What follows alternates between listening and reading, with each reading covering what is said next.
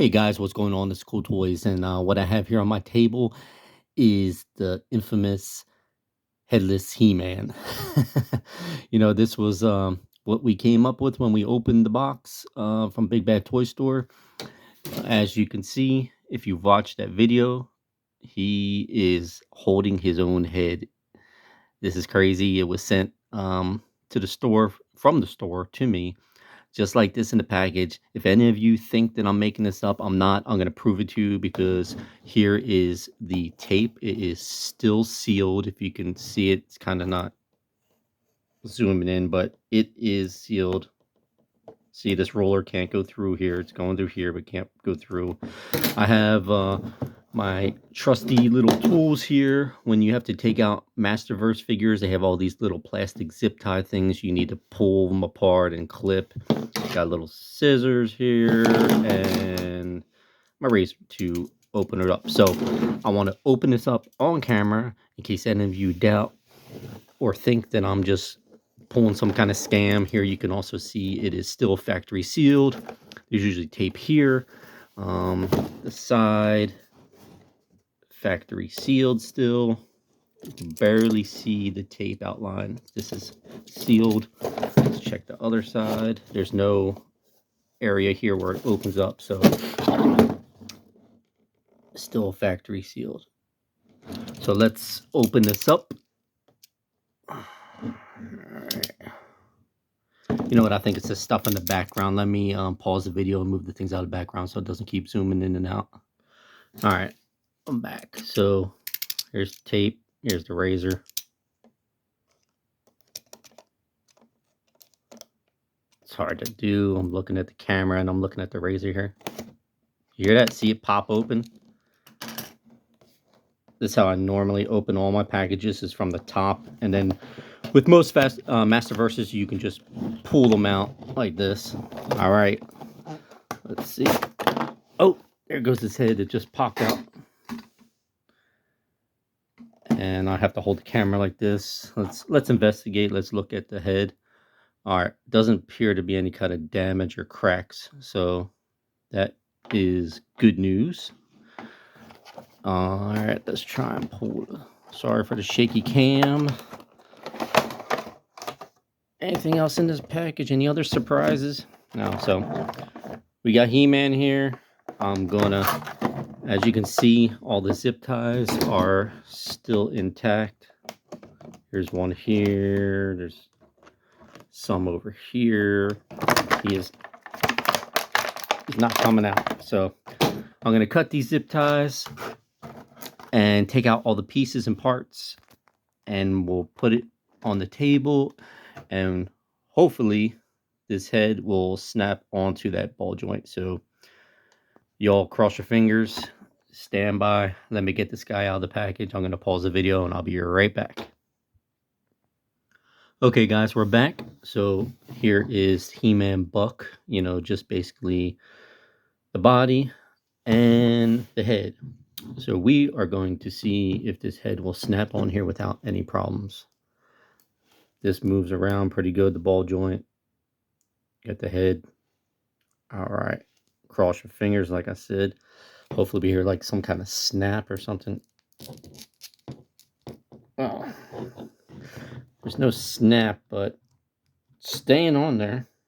It's not falling off, which is good. So I don't know what the heck happened in the factory. Just they were in a hurry assembling these guys, and the guy didn't even push it on that was assembling this He-Man. But I like it. Looks really awesome. I'm very happy that his head is staying on there, like the little blue jewel in the front.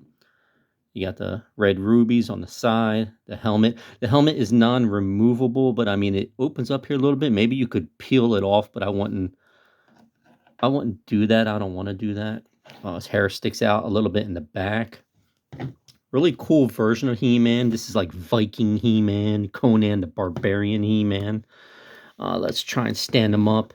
He came with some weapons, and it's really cool that he came with this axe. I like this axe. He has a dagger, I believe. Let's try and get him. I'm going to try and stand him up on his own. I I believe this dagger is the very first that I've ever seen with the He-Man action figure, especially Masterverse, where you can put his knife, his dagger in his boot holster. So let's see. Feels really tight. I don't want to snap anything off. Ooh, that feels super tight. Like it doesn't even want to go in. I'm gonna do that more off camera, but as you can hear and barely see, it's like the knife is wider than the entry point of the sleeve sheath, as you would say. Let's try and put his battle axe in this hand. Well, actually, should be in his left because they gave us a power sword. I know this is kind of off camera. His hand's really tight. Okay, I got the axe. I got the axe in the one hand, and here's the power sword. Let's try and put that in his right hand because that's where it would be. He's right-handed. All right, so wow, that's cool. Let's put the axe like he's about to swing the axe. Maybe he's blocking with the sword. Man, just imagine if he chopped your arm with this thing, it would be gone. You could chop a tree down with this axe. Really cool, especially with the artwork in the back. I know they depict it in the picture. They got the axe in his right hand, but I uh, I see him doing it like this. And also they show a shield in the artwork. Let's see if we can see it. See, they show a shield, but he doesn't come with a shield. So that's one thing I don't like. Is that if they show things in the picture that aren't even with the figure, that kind of takes away from it. It's kind of a little bit of false advertisement. I mean, it is art. I mean, it doesn't come with these wolves and things like that, but would have been cool if they had him like this in the picture with his power sword and axe. And why not give us a shield? What does that cost? An extra 15 cents in plastic? Come on now.